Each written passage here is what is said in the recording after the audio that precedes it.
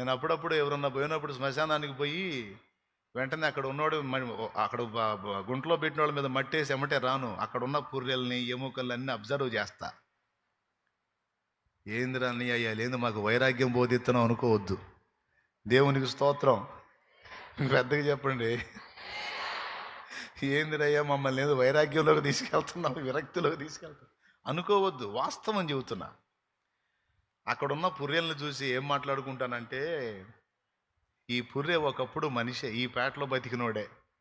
ఎంత విర్రవీగాడో, ఎంత మిడివేలంగా ఊరేగాడో.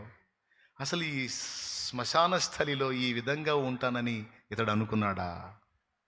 అయ్యో ఇది ఎంత వింత, ఇది ఎంత వాస్తవం. విజయము సాధించినట్టి వీరుడు సికందరు, విజయము సాధించినట్టి వీరుడు సికందరు, భుజబలము